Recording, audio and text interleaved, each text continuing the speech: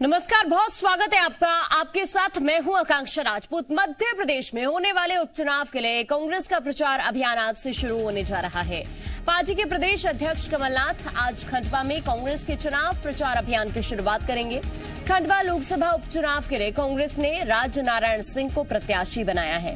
MP में Khandwa Lok Sabha seat पर और पृथ्वीपुर, रैगांव और जोपट विधानसभा सीटों पर उपचुनाव होने हैं। ये बड़ी खबर इस वक्त हम आपको बता रहे हैं और साथ ही ये भी ग्राफिक्स के जरिए हम आपको बता रहे हैं कि किस तरह से कांग्रेस का ये चुनाव प्रचार अभियान खास रहने वाला है।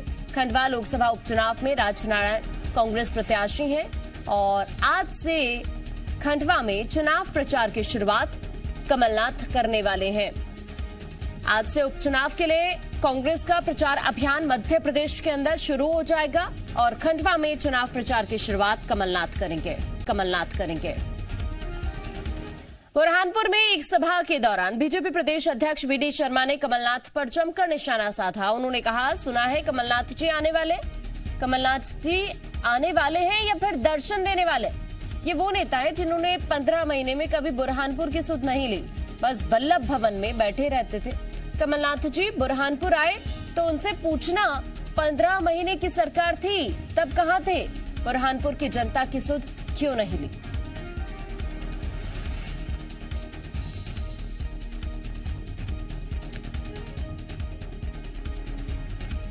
मैंने सुना है कि कमलनाथ जी कल दर्शन देने के लिए आने वाले हैं। ये वो नेता है। 15 महीने के कार्यकाल में इनको कभी बुरहानपुर की सुध नहीं आई।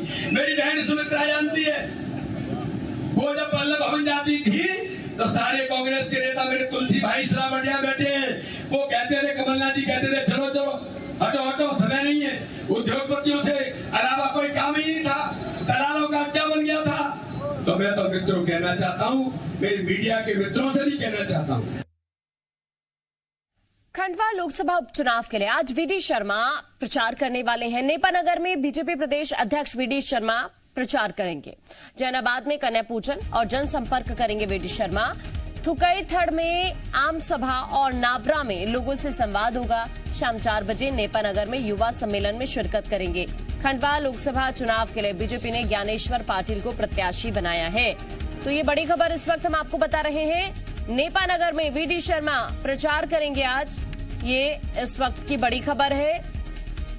उपचुनाव से जुड़ी हुई एक तरफ लगातार बीजेपी उपचुनाव के लिए जोर शोर से प्रचार कर रही है और इसी कड़ी में वीडी शर्मा आज प्रचार करने वाले हैं खंडवा लोकसभा उपचुनाव के लिए।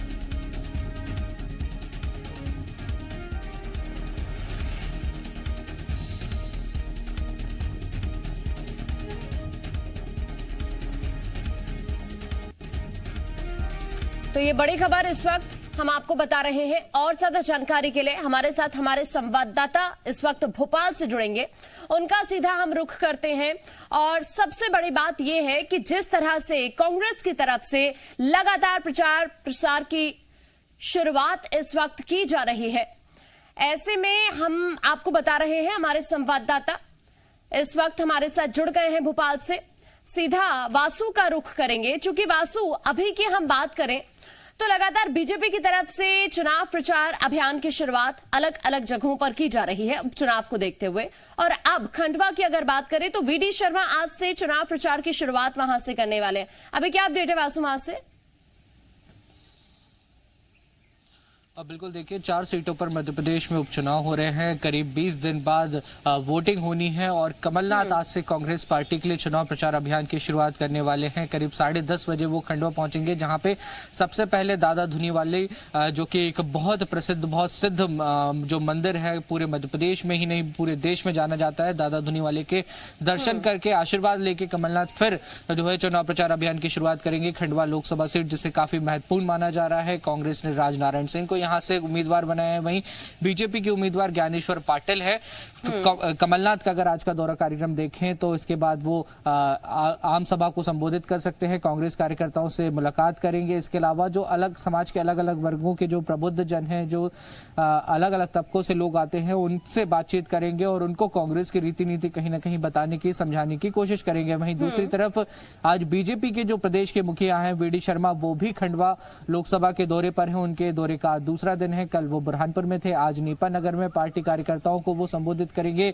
रोड शो उनका हो सकता है और चुनाव प्रचार करते हुए भी वो नजर आ सकते हैं। तो लिहाजा देखा जा सकता है कि दोनों ही दल अब पूरी जोर आजमाइश करते हुए, पूरी ताकत लगाते हुए चुनावी क्षेत्र में नजर आ रही है। अगर बीजेपी की बात करें तो जिस तरीके से कहा जाता है कि बीजेपी हमेशा चुनावी मूड में होती है, बीजेपी ने प्रचार अभियान की शुरुआत भी जो है कांग्रेस से कहीं ना कहीं हम ये कह सकते हैं कि पहले कर दी, लीड लेते हुए बीजेपी नजर आ रही है। तो वहीं कमलनाथ का आज पहला जो चुनावी दौरा है वो शुरू हो रहा है। कमलनाथ के साथ अरुण यादव, जो कि पहले तक एंड मोमेंट तक जो दावेदारी कर रहे थे खंडवा लोकसभा सीट से, वो भी इन चुनाव के दौरान, चुनाव प्रचार कार्यक्रम के दौरान उनके साथ नजर आ सकते हैं। ठीक है, बहुत शुक्रिया वासु आपका तमाम जानकारी पहुंचाने के लिए। तो वासु, हमारे संवाददाता इस वक्त इस पूरे मामले को लेकर जानकारी दे रहे थे कि किस तरह से अब इस मामले में बीजेपी की तरफ से भी चुनाव प्रचार अभियान की शुरुआत कर दी गई है। लगातार अलग अलग सीटों पर बीजेपी की तरफ से भी इस मामले को लेकर अब चुनाव प्रचार की शुरुआत की जा रही है। उपचुनाव को देखते हुए आगे बढ़ते हैं। कांग्रेस ने पृथ्वीपुर विधानसभा से प्रत्याशी चयन की प्रक्रिया को लेकर बीजेपी पर तंज कसा है। कांग्रेस विधायक मनोज चावला ने कहा कि विश्व का सबसे बड़ा राजनीतिक दल कहने वाले बीजेपी की हालत बहुत दयनीय है, तभी तो उन्हें दूसरे दल से लाकर प्रत्याशी बनाना पड़ा है। समाजवादी पार्टी से लाए गए व्यक्ति को प्रत्याशी बनाने पर उनके स्थानीय नेता नाराज हो गए हैं और वो अंतर्कलह सतह पर दिख रही है। बड़ी दयनीय स्थिति है कि उनको अपनी पार्टी में उम्मीदवार नहीं मिला और दूसरा जो बाहर का उम्मीदवार है, जो झांसी के रहते हैं और समाजवादी पार्टी के जिला अध्यक्ष, उनको उम्मीदवार भारतीय जनता पार्टी। बहुत ही दयनीय स्थिति है। निश्चित रूप से अंतर्कलह भारतीय जनता पार्टी में, और अब तो अंतर्कलह सामने भी आ रहा है। तो क्या लगता है इसका फायदा सीधा सीधा कांग्रेस को मिलने वाला है? बिल्कुल, निश्चित रूप से भारतीय जनता पार्टी में अंतर्कलह है और कांग्रेस तो अपने संगठन के बल पर चुनाव में है और निश्चित रूप से कांग्रेस को फायदा भी मिलेगा और चुनाव भी हम लोग जीतेंगे। नवरात्रों में कन्या पूजन का विधान है। यही वजह है कि उपचुनाव के प्रचार अभियान में बीजेपी का पूरा फोकस इन दिनों कन्या पूजन पर ही है। बुरहानपुर के बाद खंडवा में भी बीजेपी की महिला विंग ने कन्या पूजन के कार्यक्रम की शुरुआत की है। इसके बाद महिला विंग और बूथ पदाधिकारियों को घर घर जाकर कन्या पूजन करने के निर्देश दिए गए हैं। बीजेपी महिला विंग ने कहा कि मुख्यमंत्री शिवराज सिंह चौहान अपने हर कार्यक्रम की शुरुआत कन्या पूजन से ही करते हैं। दूसरी तरफ कांग्रेस की प्रदेश महामंत्री मोनिका मांडविया ने कहा कि कन्या पूजन भारतीय संस्कृति का हिस्सा है, लेकिन बीजेपी इसका राजनीतिक इस्तेमाल कर रही है। बीजेपी के शासनकाल में महिलाओं के खिलाफ अपराध लगातार बढ़ रहे हैं। बीजेपी कितना भी कन्या पूजन कर ले, उनके पाप धुलने वाले नहीं है।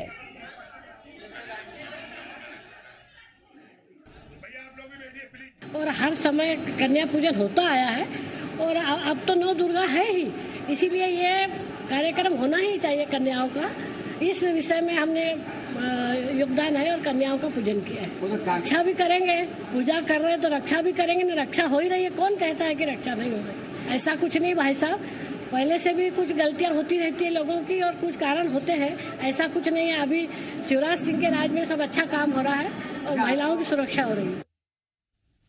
बात ऐसी है कि मध्य प्रदेश में लगातार आपने देखा है कि एक आदिवासी बच्चियों के साथ से लेकर अच्छे बड़े शहरों में तक बलात्कार के केस होते जा रहे हैं। और ये सोचेंगे कि आज नवरात्रि में कन्या पूजा कर ले उनके पाप धुल जाएंगे, ये बिल्कुल नहीं होने वाला है। और जनता 30 तारीख को कांग्रेस को ही वोट करने वाली है पंजे के निशान पे, और इनके मुकालते बहुत जल्दी